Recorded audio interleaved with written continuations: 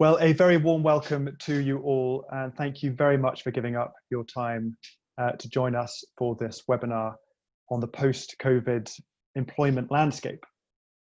We have Sophie joining us from New York, which is very early in the morning, and we've also got quite a few families joining us from Asia. So it's a truly international experience that we're embarking on today. And again, thank you very much for joining us. You will about to see on your screens a poll pop up. And while I'm doing the introductions, it'd be great if you could just take a few moments to fill that in. And that would just give us a sense of where you're coming from in this conversation. So on to some introductions. For those of you who don't know me, my name is Orr-Ewing.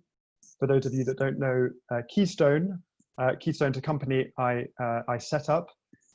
It's a tutoring company. It's also an academic and education advice company. And in this pandemic, we have taken the experience of, or the definition of advice much more broadly than we would before. Most of our advice is around schools and universities and entrance and the details around that.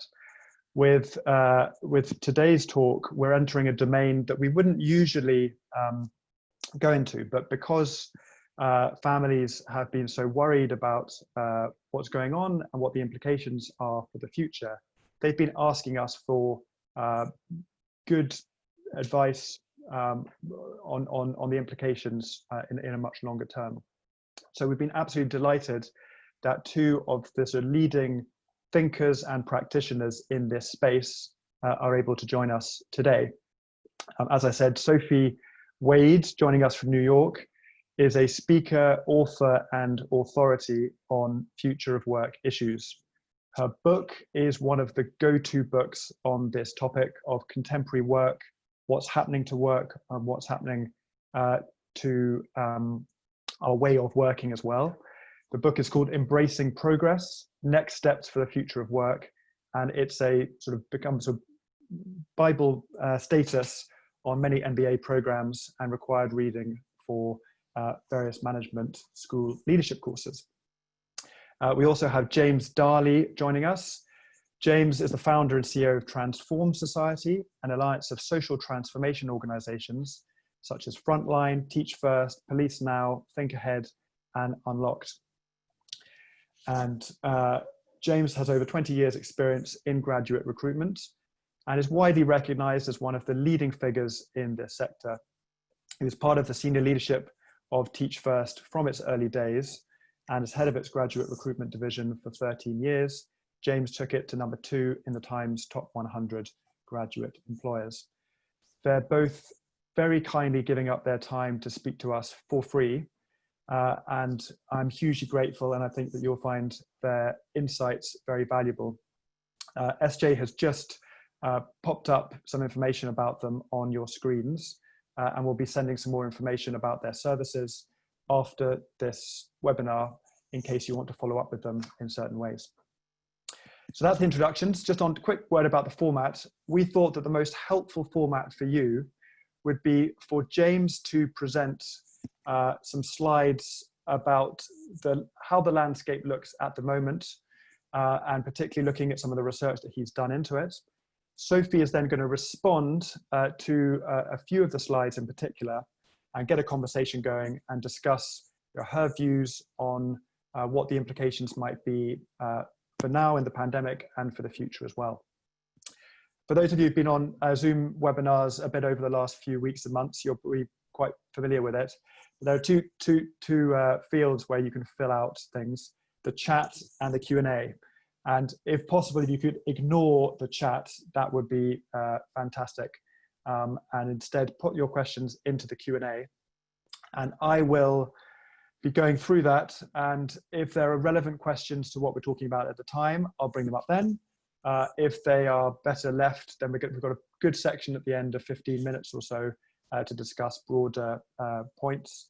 And then, as I said, if you want to take up any of the particular topics with James or Sophie individually, that will be plenty of opportunity to do that too. Let's just have a quick look at the poll results, if I can. Here we are. So In terms of sort of where we've got people coming in from, we've got largely university people at 70%, so absolutely sort of on point for what we should be talking about. Whether people are sort of in the know about what exactly they're looking for afterwards, we've got 46% don't know, and then fairly evenly split between yes and undecided.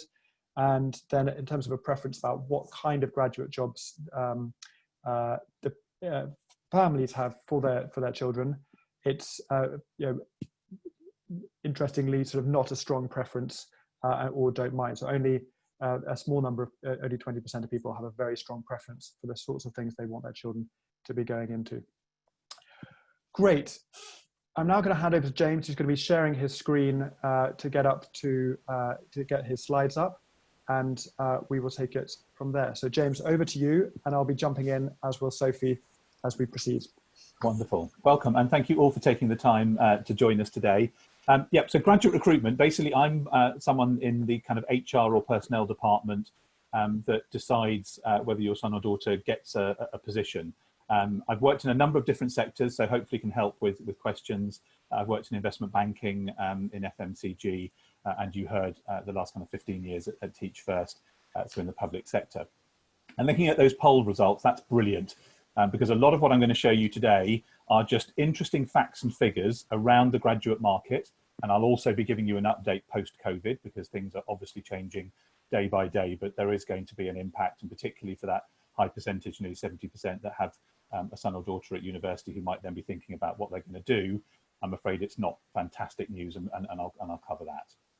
But there's lots I'm going to show you. Please do remember that these slides are available for you to see afterwards, because I will go quite quickly through some of them, and you may not get the fact or figure that you're particularly interested in.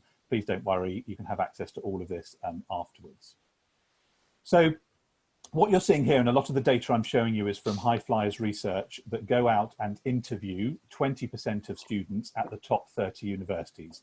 So it's really good data, and it's been going for 25 years. So there's good longitudinal research that we can see. So what you're seeing here is pre-COVID, things were looking pretty good.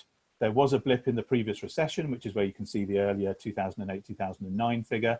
But if you add all together the number of vacancies that the top 100 firms recruit, has it been going up or down over the last 10 years? And you can see up until COVID, things were looking pretty good. But it was very, very dependent on the public sector. So what you're seeing here are what are the sectors over the last 10 years that have grown, and what are the sectors in terms of graduate vacancies are the ones that have reduced. And as you can see here, that the growth, particularly over the last few years, has been very dependent on public sector.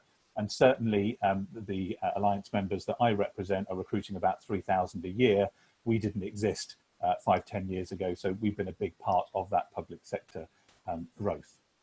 But I'm not sure all of you know the kind of numbers in terms of supply and demand, as it were. So 540,000 students start UK universities, and around 400,000 finish UK universities. And the top 100 firms are recruiting just under 25,000. So you have got this phenomenal funnel effect going on. And what I'm going to hopefully show you today is lots of interesting facts and figures about which sectors are recruiting, which recruit from their internship programs, and various other facts, which will hopefully help those of you that know what your son and daughter might want to do, but equally for those, and the majority were, that you're not sure, the direction that you should be looking and guiding your son or daughter to help them make some choices. So these are the different buckets, if you like, of where students go to study. So for those of you that have a son or daughter that's about to go to university, I like to show this because I think it's quite interesting when you look at the numbers. Out of the kind of 540,000 that start university, obviously this doesn't quite add up to 540,000 because there are lots of smaller ones that aren't represented. But it just gives you an idea, depending where your son or daughter is heading, whether they are joining a course or a kind of subject that has a lot of graduates or not so much. So I always kind of show things like this, kind of languages. If you have got someone that's going towards languages, it's quite a positive thing because they're going to be quite sought after and there aren't that many doing it.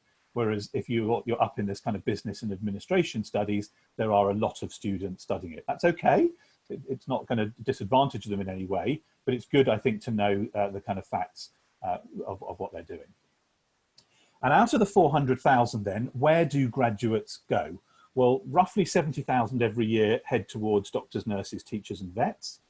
About 30 to 35,000 head to big graduate programs, and the Times Top 100, which I'm going to show you the list of a little later, are just under 25,000. So there's about another 10,000 that don't appear in the top 100. But huge numbers are actually going straight into small and large organizations. And this particularly is the area that's going to be quite majorly hit by COVID, because they furloughed staff at the moment and they don't even know if the businesses will reopen, let alone be able to hire graduates. And here what you're seeing is actually where the jobs are, because I think there's some fantastic things in here that people don't just realize. Management consulting is a very, very popular sector for graduates to go in. But look, you can see where I'm kind of circling now, there are actually only 265 jobs. So if you remember, there are 400,000 coming out of UK universities, and there are 265 jobs in management consulting. What does your son or daughter need to do to make sure that they have the most chance to get one of those 265 positions? And a lot of what you're going to hear about today, and Sophie, Will and I will be discussing with you, is around how we can kind of help and advise and support. So it's a good one to refer back to. As you can see, public sector is the big one here. But it just gives you an idea. If you've got no idea what your son or daughter wants to do yet, it can be quite useful just to look, okay, there's a law sector, there's an engineering sector, what's consumer goods, what's the difference between banking and finance and investment banking. It might be worth just starting to have a little think through slides like this. And the first thing, before I do a little pause, is really just to kind of tell you the truth of how long graduates stay in their first job. There is a real obsession in this country for this kind of Willy Wonka job when you leave university, because that sorts out everything for the rest of your life. Well, the reality is that graduates are only spending 2.5 years in their first job. They usually join and then realize that it's not quite for them, and that they want to do something else. So it's a positive in one way that if your son or daughter hasn't got a job yet and is about to graduate, don't worry. But equally, if they haven't got the role that you thought they were going to get or they thought they were going to get, don't worry, because there is a lot of movement going on in this sector. Thanks, James. Sophie, do you want to jump in and just talk maybe particularly on that top question of public sector and how that might be affected post-COVID? Yes, absolutely. First, I'd actually anything else like that comes up in there. Yeah, I'd like to talk to this slide. So I know that those of you, I have a son who's 20, so I have the same sort of thoughts in my mind. The employment environment that our kids are looking at right now is very, very different. And it's very important, I think, to sort of shift the mindset a little bit in terms of what that career landscape looks like. And that really means that the understanding that what I call the linear continuous compounding career is over.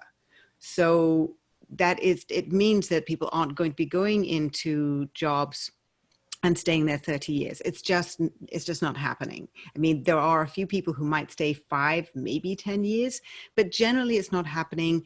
And that's a very exciting and positive thing in many ways in terms of the new types of jobs that we haven't even dreamt of yet. I mean, there are jobs that 5 years ago didn't exist.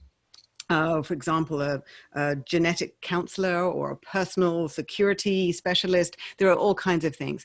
So the key thing is where your child goes first.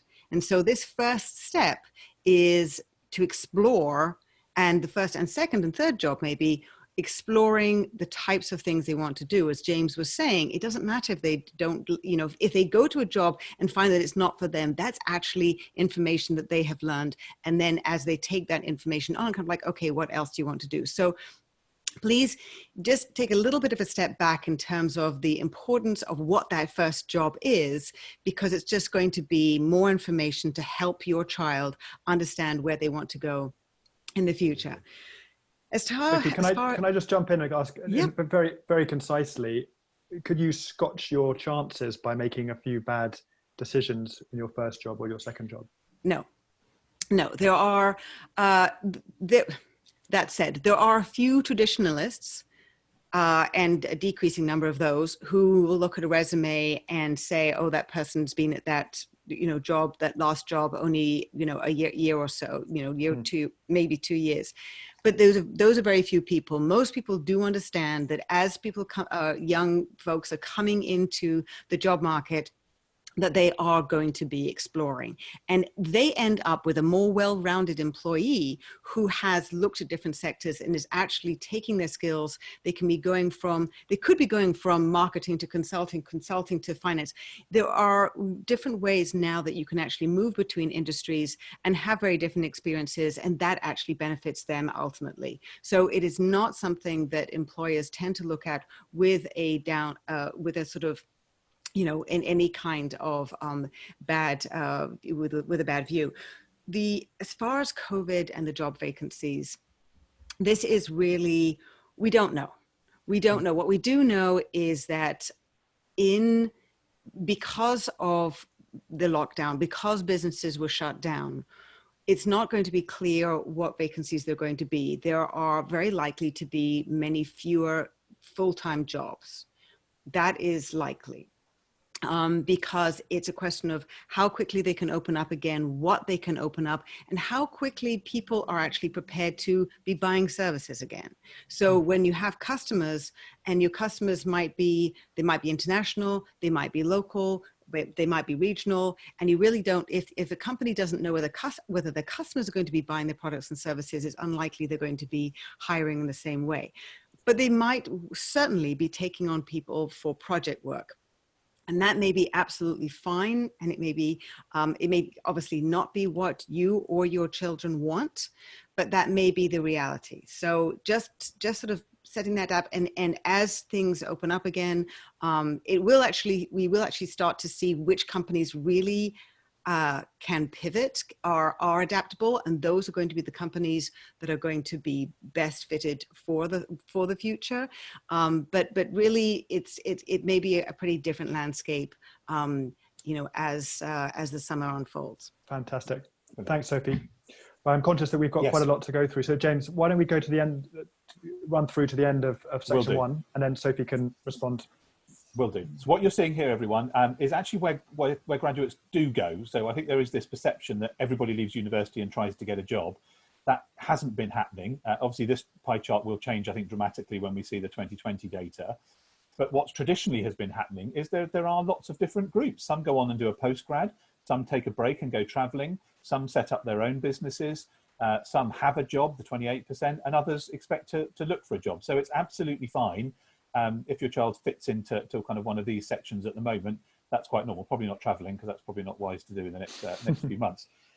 So why is career planning important? I'd just like to show this kind of visually, because I think it gives you a really good idea in terms of your life and the amount of years that you'll be working. As you can see on the left-hand side, the academics are a small part, the career is massive. And you do go from this kind of weird situation where you have small number of subjects in your sixth form to a few more for your degree, and then just not endless but thousands of different kind of opportunities in terms of professions. And what you're seeing here, and I say you will want to read this and you will want to digest it, is the top 100 firms. So this is the latest data that came out a few weeks ago. It is tiny. We're very respectful of that. We've got a bigger version to send you as well after the webinar. But it's a good list to look through, just to give you an idea of who are the organisations that graduates want to work for at the moment. What are the sectors that are attractive? What are the employers that are attractive? But as you can see here, competition is stiff. 65,000 applications to the civil service fast stream, nearly 100,000 to PwC. My Alliance members are all now in the top 40, and I'm going to tell you a little bit about them now. But it's a really good list to go back to at another time, just to kind of familiarise yourself with the kind of top companies. And there may be names in here you don't know that you then want to have a look up and go, oh, that's quite interesting. I didn't know, what these guys did. So My Alliance in terms of public sector. Yes. Can I just make a quick comment about careers? So there was a very interesting article in September 2017 in the Financial Times, which said that every individual should plan for having 5 careers over their lifetime. So this is not just that we're staying in, people are moving from job to job, but within an industry, but they're going across different industries. It is a focus much more on skills than on jobs now. So, and careers are much more self-directed.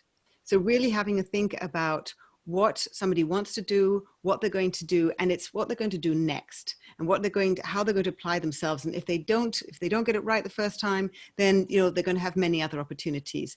I think there was an article which said that a typical lifespan people are going to have 23 different, or work at 23 different companies, or maybe different jobs within different companies. But it is a very, very different landscape. So please take that into account when you're looking at the prospects or the choices that your children are looking for at. I completely agree, Sophie. And that's really why my programs have done so well, because they are a 2-year commitment where you are giving back to others, but you're also gaining skills, qualifications, you're paid, and you're part of a enormous network where 2/3 to 3/4 do stay doing what they're doing, but actually the rest go off and become industry leaders in business, in their own social enterprises and so on. So the 5 programs that I represent, we're recruiting 3,000 this year, 3,500 next year. These are 2-year programs.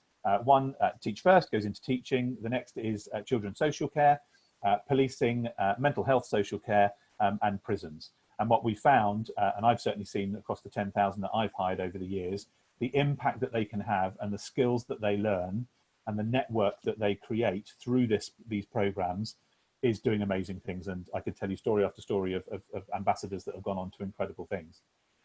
But if you're trying to give some advice to your child about what they want to do, I like to show this sometimes, because this is what say 20% of final year students at the top 30 universities say is important for them in their first job. So this is what they're looking for in their first job. So it can be quite useful to have a look at this. I've highlighted the one in green because I'm so proud that 25 years ago when I joined graduate recruitment, that didn't exist. Whereas now I think this generation do want to give something back, but it's on their terms. There's got to be something in it for them as well, which is there. So I often say it's a bit of a head and heart decision, choosing your job. There'll be head decisions like potentially location, money that you're earning, those sorts of things, qualifications. But there's also heart things in there that are actually going to get you up in the morning and get you doing the job. So this balance of head and heart, I think, can be quite a useful exercise to think about. So, sorry, can we, on this particular one, this is important because this is one of the things that for me really demonstrates that the employment equation has changed. When you don't have somebody who is going to be at a particular organization for 30 years, the idea of working really long, tough hours doing, terrible work that was the equation, because that's what we sort of ended up with, the ability to sort of climb the ladder at that particular organization and then earn a nest egg or whatever it might be. That equation does not exist. And they know that going into an organization, you know that you're not going to be there for very long. And you also know that they don't feel that sense of responsibility towards you. That kind of social contract has changed. So it means that's why it's kind of like, what's in it for me, in the sense of, is that company going to nurture my career? Is that company is there a meaning for my work? Because the here and now has to have more meaning. Either I'm giving back or my career is being nurtured. There has to be a different sort of give and take in terms of the employment situation. So that really does matter. And when you have Generation Z, which are between 3 years old and 25, they have the highest anxiety of any generation ever.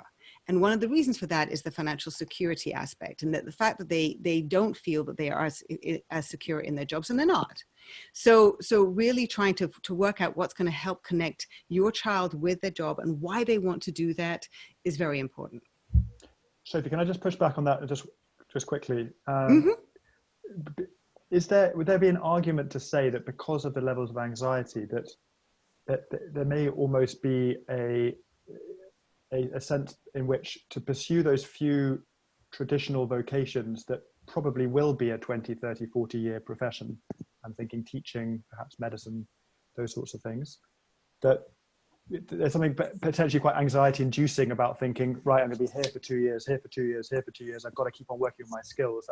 That for me sounds like quite a sort of exhausting frame of mind to be in, and I'd be contributing to the anxiety. Honestly, they actually know that that's the reality. Right. They know that they have to keep upskilling. The half-life of a skill, which is the time from the beginning of when a skill sort of existed to when it gets to sort of the peak of being used, it used to be 10 years and now it's 5 years, and that's decreasing. If you think about the new technologies, our ability to use Zoom, our ability to be social networking and all those type of things. So there are many more skills that are coming in. So we are now having to be lifelong learners. The idea that you could go to university and be done with your education then is over. We are going to be continuing to get certifications, to a lot to do with data analytics and much more, a lot to do with technology, but the world is changing and it's going to keep continuing to change. Yeah. So your children are not done with education now. So they are very, very aware they're going to have to keep upskilling and keep on top of things. And so, and there are, yes, in teaching, in some of the academics institutions, those are the few places where there are longer term jobs. And that for somebody who is very concerned about that can certainly be a place to go. Thanks, Sophie. James, can we jump to slides 21 and 22 just to wrap up section 1? Is that okay? Yep. Just in the interest of time. Yep, of course, and you'll get all of this, guys, later. So this is the reality of what's been happening with the graduate market. So for those of you that have got a child that's graduating soon, the 2020 intakes were pretty much done. So luckily, most of the recruitment had been done before COVID kicked off. They did, though, have to cancel their summer work experience or change the format, the timing, make it virtual. Some very good organisations have actually offered full-time positions to all of their summer interns, which obviously then doesn't help anyone that's graduating in 2021 because those jobs won't be there, but it's great for those that are 2020. There's no real news yet for 2021 except public sector that we know is going to grow. A couple of other surveys out there are a bit more gloomy. You can see there the Institute of Student Employers, ISE, saying that next year 15% of their members will take less. And prospects who have polled lots of students have seen that many have lost their jobs and their internships. The reality is pre-COVID, things were fine. Now it is going to take a little while. It's happened very, very quickly. So the previous recession we had in 2008, it took a bit of time for the jobs to drop, and it took about 2 years for it to come back. This has happened a lot quicker. Next year, certainly we are going to see a drop in the number of graduate vacancies, and it's going to be a lot harder in that SME market, which is where around 100,000 we're going. So but this is going to be a very fluid situation, and companies, different companies are going to be growing in different ways depending on what happens in the marketplace and how they're able to respond. So tapping into really trying to pay attention to what's happening with different companies and being resourceful. What these companies are looking for are people who are resourceful. So even if it's not the typical job cycle that, as they come out, people start hiring, they will be hiring when they can. Yeah. And so really being attuned to that. And again, if there's some project work that may come up, they can, maybe it's not, what you wanted for your child or what your child wanted, but taking that kind of, a sort of internship that's being delayed as an example, because companies are going to be worried about taking on full-time employees and will prefer to take them on project work until they start seeing what's happening. We don't know when the second wave and third wave is going to happen. And so they're going to be more flexible in terms of how they're hiring. But that having opportunities to take on a project work with a company that somebody wants to try out, and then that may well turn into a job. You don't know. One quick point I definitely want to make is for those of you that have children that are thinking about going to university and are trying to work out whether to go to university this year, all I would say is the university sector is very worried about finances. The government have put caps on the number that they can recruit. So most of the big Russell Group, most popular universities are going to want to hit their targets and in potentially utilise the plus 5% that they're allowed to go to. So my advice is this is the time to aim high, because international students won't be coming. There's lots of talk that students are going, don't want to go because of freshers not being actually live. If you can encourage them, now is the time to aim high and go, because there's a lot more opportunities than there are going to be in a few years' time. Brilliant, thanks both. Well, I suppose, James, you've set the landscape very well in terms of where we are. The next 15 minutes, let's talk about what people can do about it in terms of work experience and skills. Yes. So if we could kind of rattle through both of those two, that would be great. And as before, any questions that are related to this or other things, do put them in the Q&A and we'll hopefully come to them. Exactly. And so anything that I move fast on, please don't worry, you will see it later. But I do want to try and get across, and I think we've tried to give you this message about building your CV, about kind of managing your own career now. As critical as getting that degree is building work experience and transferable skills. So you remember, those were the jobs. How am I going to get one of those jobs? These are the sectors that graduates are applying to, and that's why I say it's so funny that consulting is the most popular area that students are applying to when there's only 265 jobs and there are 400,000 of them coming out of university. Again, not to influence you, but it's just to give you an idea. If your child is applying to one of these sectors, is there a lot of competition? Are there going to be lots of other graduates trying to get those? And this slide will just show you actually the number of applications there are per vacancy. So it does show you that kind of some of the large areas like accounting and professional services and even public sector don't have as many applications per vacancy, whereas some other sectors have absolutely loads, like oil and energy, consumer goods. And that's just because they're popular and there aren't so many jobs. So it's just one to have a look at, not to influence where they apply to, but just so you understand how competitive is it going to be. So there are lots of grads, not so many top jobs. How do you stand out? Well, work experience is definitely one of them. We're going to need to talk about it post-COVID as well, and I'm sure Sophie will be adding some comments soon as well. But pre-COVID, you can see the quote at the top. If you didn't have work experience, it was pretty unlikely that you were going to get a graduate job. And here are the stats. 1/3 of the jobs went to students that did an internship with that employer. Over half applied to do one. 4/5 had done some kind of work experience, and finalists had an average of 6 months. And this slide shows you certain sectors where if you didn't do an internship, it was pretty impossible to get into. So if you wanted investment banking, 3/4 of all students needed to have done an internship. Now, I think with COVID, because a lot of internships will not be available, that these numbers will change and the expectations will change. Yeah.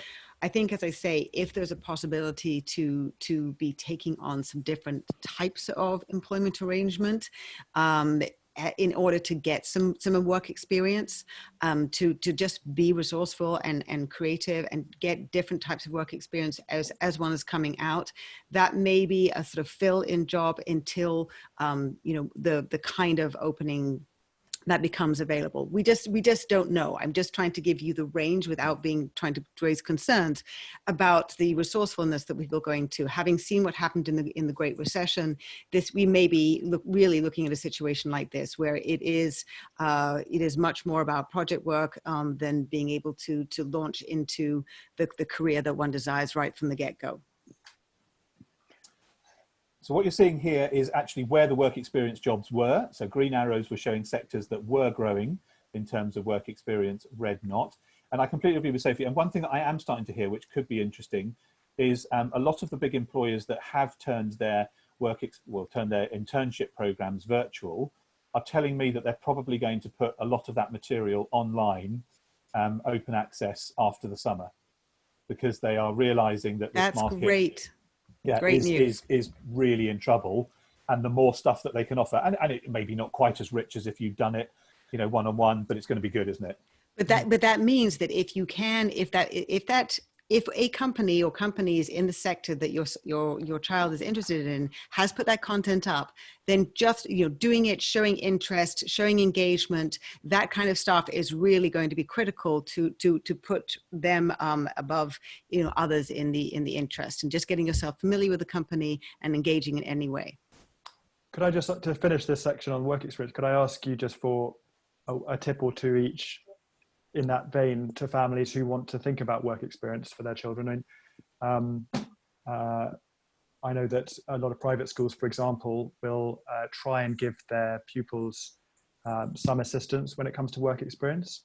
It's a slightly problematic area, and some schools feel like that they shouldn't do it too much, but other schools will put children in touch with graduates of their school in those sectors to try and help with work experience. Anything else that you found through either of you that is particularly helpful in this field? I think networking through you as parents, your networks, graduates, alumni, any kind of way that you can get to companies to find out more about them, doing the research, and having some kind of personal connection or understanding is going to help.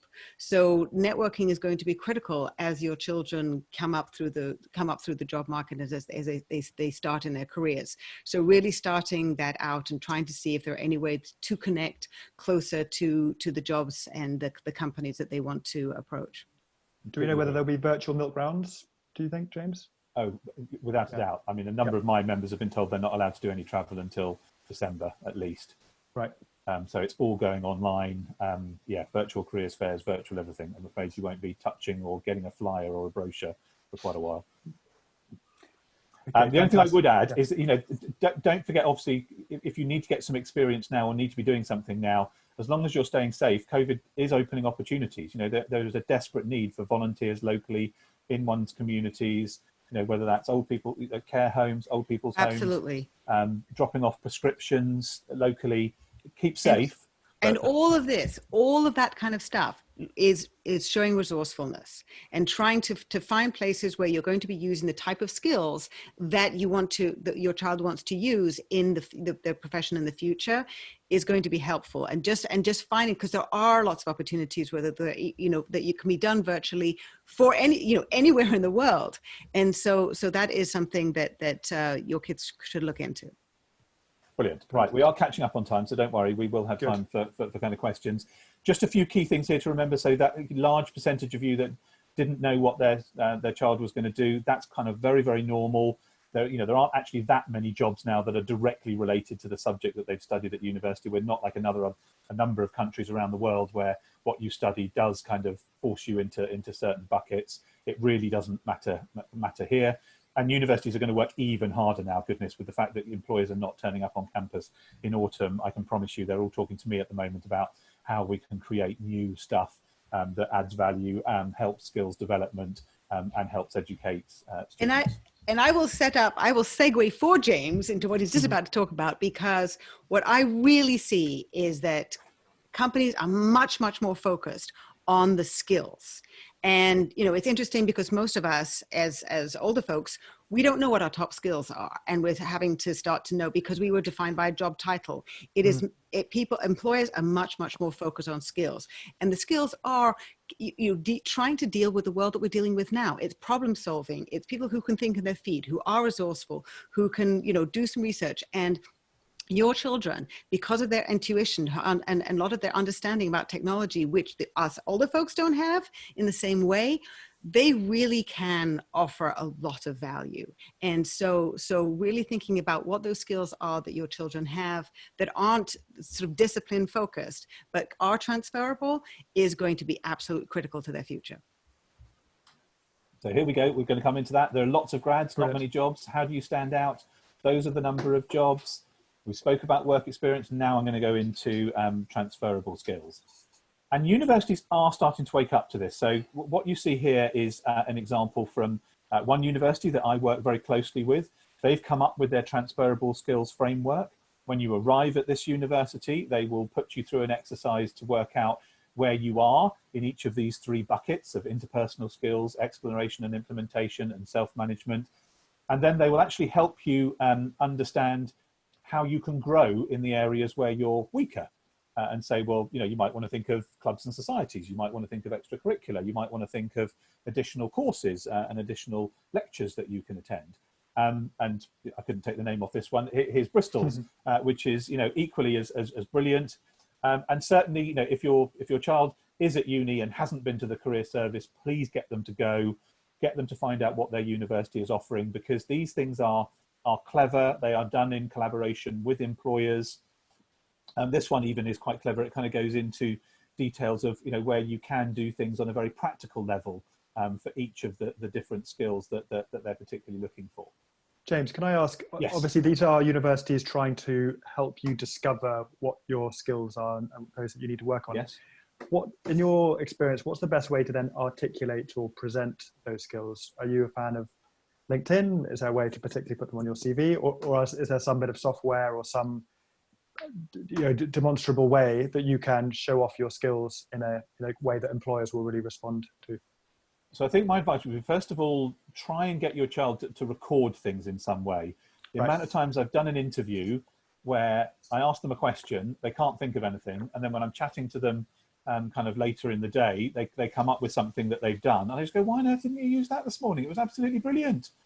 And quite often young people don't get that what they do, even if it's working at the kiosk at Tesco as a key worker at the moment, or helping a family member, or helping in a family business. So for me, it's first of all recording. Have a little book or something, or probably online now. Have it on your phone in notes, where you just jot down, did a really interesting exercise today, had to deal with a really horrible customer. This is what I did, just so that when you then come back, in terms of recording it, quite often now you're going to have to go through, and I'm coming on to this, an employer's selection process. So you may not be able to necessarily just record it on a CV. Yes, Sophie. So there's also, we are very, very used to chronological CVs. There's also something called a functional CV, or there's the hybrid. And a functional CV really starts with, you can start with sort of paragraph about this is what my sort of vision of me is. Then you start off, then there's a block which says, these are my top skills. And then you sort of talk about some of the work experience or the things that you've done and other elements like that. And that really, people are using that much more because careers are sort of more disjointed or fragmented, or people have portfolio careers. So having this ability to actually just have a look and see what functional CVs look like, and because you can then deliberately highlight what the skills are, and then be able to show some of these different experiences that you've had, which show that. Totally. And just to that point, I've seen some people create almost like mind maps instead of a CV, which should have framed their CVs, and other people have been creating blogs to as their name. And just showing that creativity is part of the way that companies want to understand how you think. James, we had a question which just tags directly to what you were just saying. So if someone has been on one of your graduate programs at Transform, and if they do decide to leave one day, do they come out with some sort of articulated transferable qualification, something that they can then hand to future employers to say, this is what I've learned, this is what I've done? Or is that sort of on them to do that? So practically they get the qualification that is required for them to be a practitioner in that public sector. Right. So that's like another big tick. Like a PGCE. They also, all of my programs offer either fully funded or part-funded masters. So quite often they're coming out with a master's as well. They also, in a number of my programs, get an opportunity to do a bit of work experience with an employer in between years 1 and 2, and then get themselves a job in a year's time. Right. But yes, there are always career coaches in all of my programs that help them articulate, you were a teacher, that is transferable to consulting, because these are the skills they look for and these are the skills. So yes, there is consulting. And one thing I'd also like to, in addition to those type of wonderful resources that are available, there are MOOCs, massive open online courses. For example, edX. I happen to know that they do micro masters programs, which you can do sort of 25% of a master's program, and there are lots of which can be done as your child goes into their first jobs, and if they're looking to gather more skills whilst they're on the job, or whilst they may be sort of waiting to try and get to transition from a project, some kind of project, to another job, they can do, it could be data analytics, it could be marketing with data. There are lots of really interesting types of certifications that can be done. And edX, of course, is Harvard, MIT. I mean, it's got all kinds of amazing colleges, universities behind it. So there are some really, really interesting additional certifications and skills, places that you can go without having to go anywhere for your child to add to their skills. Brilliant. So my advice to you all is to look at the sector that your child is interested in working in, then look at the employers and work out what competency, strengths, attributes. Everyone calls them slightly differently. They do mean slightly different things, but again, you can get that definition from the employer. This is just a general list of the top 10, just to kind of whet your appetite and get you thinking about this sort of stuff. But please do look at the individual employer to kind of find out. So basically, to get the job that your child is going to want, they're going to have to meet someone like me and go through a selection process. And because of the 65,000 in the civil service of applications, PwC 100,000, the sector has gone berserk in terms of technology now doing the screening. So I'm afraid, compared to kind of our days when we all looked, you will do gamification on this, you will do a video interview on this, and you will do all the stages on this before you actually get to meet a human being, which cuts the 100,000 down to literally just a few thousand. So the world has totally changed, from certainly my day and maybe for some of yours, around how it works. So you need to know these things exist, and you need to have a go at them. There's loads of organizations out there online that can offer resources and help with all of this, but please know these things are here, and you're going to have to get some practice with them to help you. When you actually then come to an assessment centre, these are the kind of things that are going to happen to you. There'll be an in-tray exercise. So this will be where you've on a laptop and lots of emails come in. Do I delegate that? Do I escalate that up to my boss? Do I deal with it now? Do I just read it and log it for later? All of this stuff goes on. There'll be a group exercise. You have to get an impossible thing done in an impossible amount of time, and it's made even more difficult 5 minutes before the end. You might have to present, either having prepared or not. Role plays, I love these. This is where you literally walk into a room, and we're doing it virtually now on Zoom. So literally you would be sent off to a breakout room now in Zoom, and there'd be an actor there, and you'd have to tell that actor. So like in my prison one, you'd have to say that you can't go to your mother's funeral, I'm afraid. And the actor, of course, goes berserk, and you then have to be the person that is placating and is dealing with the situation. So this stuff is coming. I thought I'd quickly share. And just 2 seconds on that. So this is really about trying to find out about these skills, trying to find out about your interpersonal skills, how you manage people, what kind of leadership that you show, how you relate to people. These are some of the things that we really didn't ever bother about when, years ago. And these are becoming that much more important. And particularly when we're dealing in virtual environments, your ability to, your kid's ability to relate to somebody and be able to connect with them virtually is going to be that much more important. So these are really, really critical for employers to find out about your children. And so these are the way that they're doing it. Yeah. So I've shown you these. I now just want to kind of prove to you that they do exist and they do happen. So a few of my members, Frontline, this is their process. There's a registration and application form. There's then an online test and a video interview on the old phone, and then an assessment centre.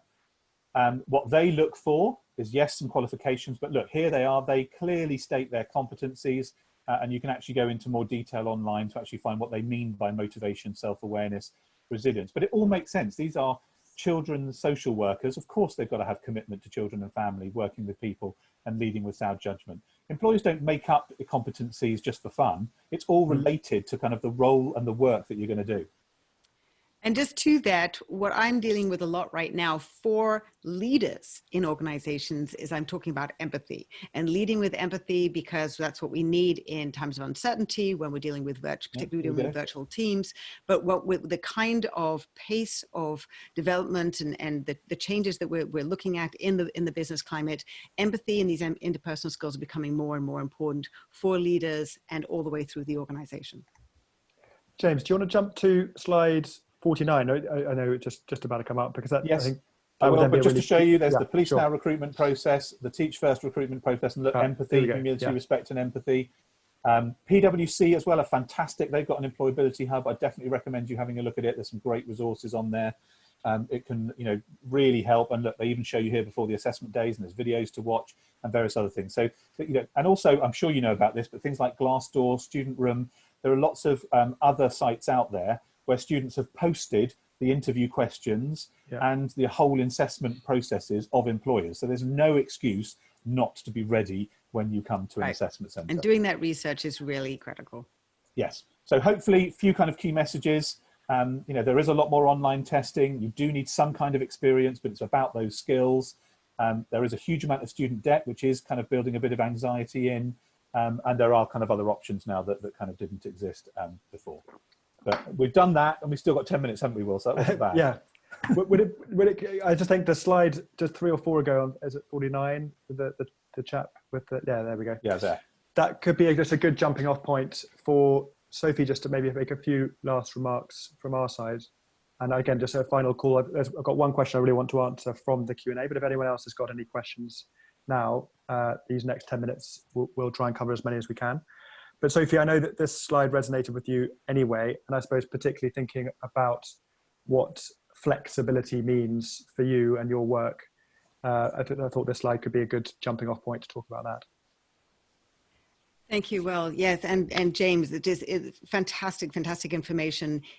It really is a very different work landscape right now, and how the jobs, whatever it is, 70% of jobs that your kids are going to be doing in, say, 10 years time don't even exist yet. And what they need to be understanding when they're coming out and going into the job market is how to approach that. And it really is to do with resilience. It is to do with critical reasoning and problem solving. And so that list, the World Economic Forum also has a list of 10, which are very, very similar to James's. Emotional intelligence and empathy is on there. So this is really how to be trying to launch your child into their first career. It is, as I say, the first career, and how they're going to be approaching that, and what they're also going to be doing in terms of where their anxiety levels may be, because, as I said, this generation has a lot of anxiety. A key thing for me about the first employer is how they are going to be helping nurture your child. And that really is important. Culture really matters at an organization, because it really looks to how they're going to be supporting developing your child and sort of helping them rise into their next job, into the progression of their career. And so understanding, looking at the messaging on a company's website, looking at how they're actually interacting with your child as they're going through the interview process. How much do they actually care about listening to what your child has to offer, and how they're going to be contributing as they go forward? Because that's going to really help the employability of your child as they progress through their careers. Very, very, and what we've been seeing is that with automation, the skills, since a lot of the routine stuff has been automated away already, as children are, the youngest employees are coming in, there a lot more is expected out of them. They're sort of going in 2 to 3 to 4 years above where previous generations went in. So a lot more is expected of them, and they're needing to be progressing fast. So those are just sort of key things that to sort of really understand, and be trying to look at the world in the ways of that your child is looking at it, and understanding the world from their perspective, because it is very, very different from the world of work that we went into, and recognizing that is going to really help you be able to support them. Brilliant. Thanks, Sophie. Right, we've got a few questions coming in from the floor, which I'm keen to get to. So I don't know whether this is something for you, James, given your the Transform Alliance, but perhaps not. Maybe it's something more for Sophie. Thinking about jobs in the arts post-pandemic, acting, drama, media, journalism, writing, that sort of thing. In your experience, do they correlate with a recession at all? Do they discorrelate? Any advice for people looking at jobs in the arts? So for me, the difficulty, the last recession, it was good for the arts, because whilst the financial economy was not doing well, there were lots of other sectors that were doing well. The difficulty now is theatres are shut, everything is shut. So the honest answer is today, no, it's not great, but I think it will be one of those sectors that bounces back fairly quickly. There's a lot of very creative people out there that are desperate to get back to work, and I think we'll think of creative ways of still being in the arts, but social distancing. So I think it's a great sector. Again, it's very much about showing yourself. That's not going to be an online application form that you fill in to get that job. It is going to be your own creativity and your own skills and yeah. So and another way to be looking at it is, one is, it depends obviously in what area. I think content, the ability to create meaningful and engaging content is valuable no matter what, no matter how it's going to be produced. So if it can't be in the theater right now, creating good video content, being able to present is going to be very valuable no matter where you are. I was talking to the CEO of a cybersecurity company, and he was actually fed up with all the engineers he was getting. He really wanted to have people in his company from the liberal arts because they look at problems differently. So creativity can be used in business in all kinds of ways, and sort of thinking about that. So I think there are lots of different ways that liberal arts can be, skills and understanding can be applied, and to really think as broadly as possible. I suppose the pandemic is the test really for kind of how you responded. Yep. So it's a great kind of crucible to see one's creativity kind of shine when during a time of so many restrictions. Yeah. Right, we've got a couple of questions on postgraduate courses, and I suppose this comes out of a place of, you know, if the jobs market looks a bit weak, would it be a good idea to go and get a master's or some other postgraduate course? So two kind of A and a B, and maybe one of you could take one and one the other. One of them, what is the most marketable postgraduate course? Is it pursuing a kind of business and finance one, or is it something a bit something different? And then the second, you know, what do you think about that as a strategy to go and basically get more training? You know, if the employment market still looks quite weak. So one of you take one of you take the other. Which one do you want to take, Sophie? I don't mind. I'll take the first one. I just say there are lots of different ways to get additional skills, I think, and there are portions of them. There are different types of certifications, but that is a very, very good idea to do, and it can be to look at a range. I think data analytics and everything to do with data, because it can be applied in every single area of business, is going to be helpful. But there are all kinds of course and certifications that can be done without going anywhere. So definitely think that's a great idea. Are you going to earn more money because of it? Not necessarily. So there aren't that many employers that will necessarily give you additional funds because you've done it. But is it a good thing to do? Universities are going to be chopping your hand off to get you in, because they won't be getting the international business. So the market is going to be very fruitful in the coming weeks, because they're desperately going to want to fill their numbers. You know, yes, it can be, but again, you've got to realize that's another year of not working, and it's you know, further expense, which sometimes can be difficult. Oh, sorry. I didn't mean, if I'm not necessarily meaning going and spending another year at university. Right. Again, I'm looking at some of the online courses that you can do when you're, sorry, I needed to clarify that. So there are lots of things that you can do when you're working at the same time and be gaining additional skills that way. And just so that you know, for example, edX, it is free until you want the actual certification. So there are skills that you can gain without getting certification that are free online. Let's just have one last question formally, and then Sophie and James, if you have 2 or 3 more minutes beyond, I might just do rapid fire, but then those that want to leave on the dot of past can do so. But this was a good question, I think, about, you know, what happens if you are someone who's coming to the end of their university time, you've been rejected from some jobs, and you've also been given the message that you should have chosen a different subject at university. That's one of the reasons why you're getting turned down from jobs. What would be, let's say, go to Sophie for that one. What would be your advice? I suppose from what you're saying, it's sort of, as you were saying, there's no bad first job, and sort of to get started and to keep hopeful that there's lots of flexibility in the space. But yeah, what would you say to that? Yes, I mean, I have always thought that English University, which is where I went, but I'm working in the States now, was really about learning how to think. And so I'm not quite sure what you studied then in terms of that there isn't a good fit. But if more than one company has turned you down for a particular reason, then, you know, that may be telling you something. And so learning from that and sort of saying, well, what is this actually telling me about what I actually should be going after, and just exploring, as I said, finding out the different things and asking lots of people, doing some networking, talking to friends of your family, other friends that you know, people who are just in the workforce, and trying to find out what it is that excites you and what it is that you should know more about yourself. And this is the self-awareness that James mentioned earlier, that's going to help you find the right fit.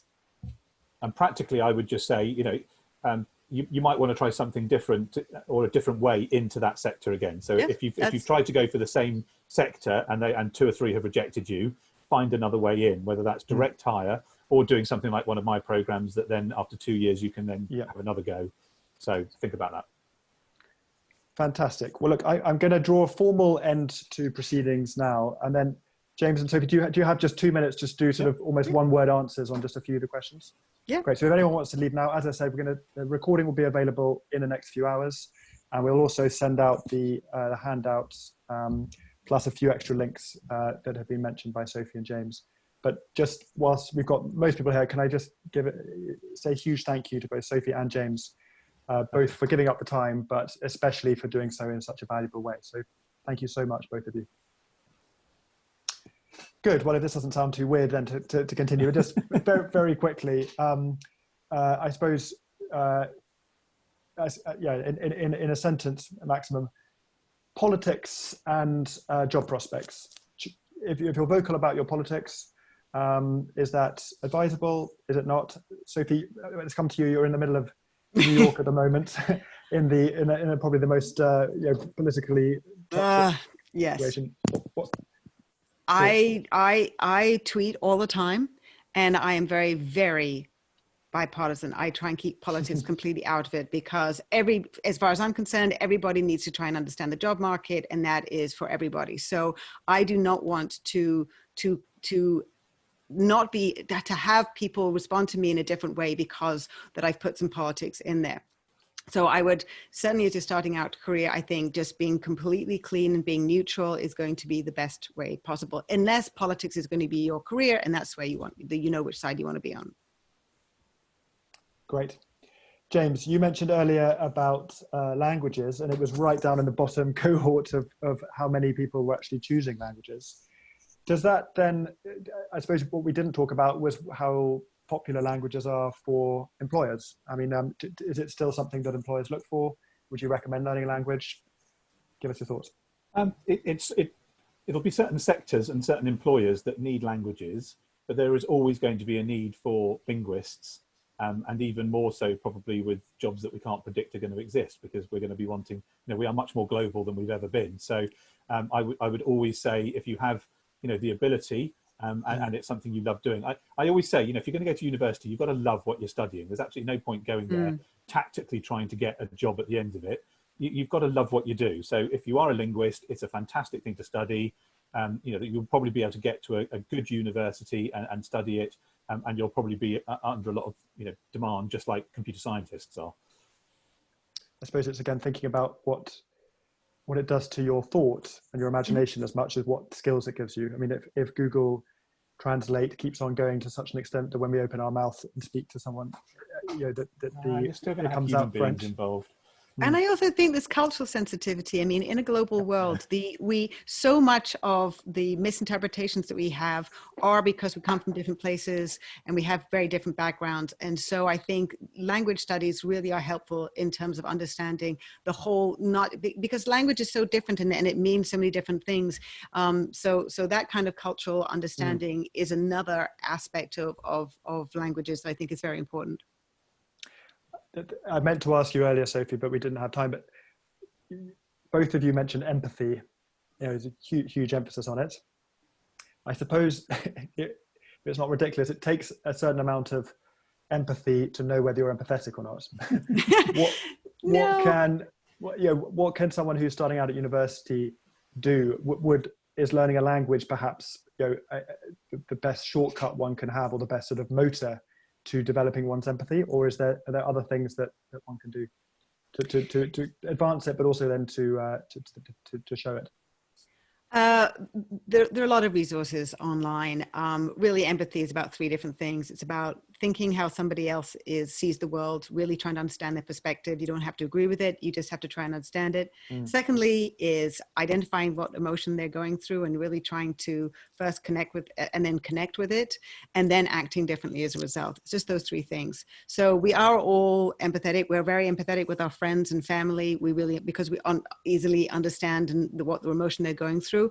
It's applying it in the business world, and it's applying it as we go into the sort of the employment market, which we haven't done before. So practicing it with your friends and with your family, because sometimes that's where you actually have a shorter fuse. But taking what is our natural empathy and just applying it in situations where you haven't necessarily used it, and that will be beneficial. And when we're doing so much virtual communication, that can be where you can practice it right now, because when you're looking at the cues, like, is that person, is that frown, what does that frown mean? And then, like, how does that person feel, and what are they actually going through, rather than what I think they're going through. So practicing empathy right now in this kind of environment is going to help for the future. Totally. We still have over 60 people online, so I'm just going to, this is my last question, which is a question from the floor about environmental jobs and the environmental sector. Prospects for that at the moment? Is that changed at all by COVID?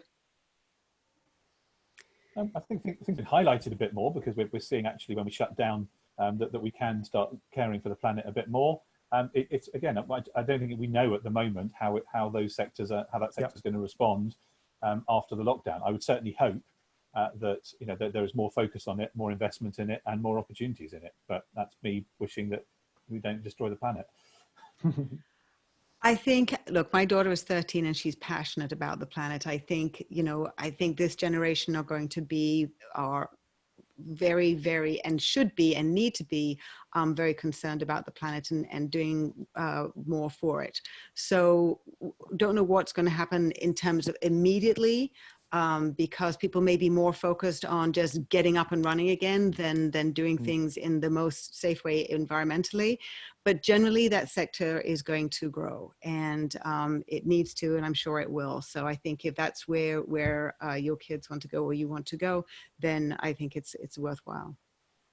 But perhaps if there's one thing that you've laid particular emphasis on, it's not putting all of your chips on particular sectors, particular professions that are going to last for decades. Here, as I said, if you're going to have 5 careers over your course, and that sort of means doing something completely, very different, you're going to be applying skills in different ways. So finding out what your top skills are, what your child's top skills are, because it really takes a while to try and understand that, and also and what the strengths are, and then sort of leaning into those, because it used to be like buttress your weaknesses. Now it's kind of like finding, as James said, finding what you enjoy, what you're passionate about, and then trying to take that into the workforce as well, because your kid will do better when they're doing something that they really enjoy and which they're aligned with, and where values are aligned, and there's the mission and purpose that really inspires them and fires them up. Well, I think that's a very good place to end. Sophie, thank you so much. James, thank you so much. Really appreciate it. And if there's appetite for more, then we might have another one in the next few months. It'd be great to see as the story unfolds how you guys are responding to it. But yeah, thanks again. Thank you. Best wishes. Take Bye. care. Bye.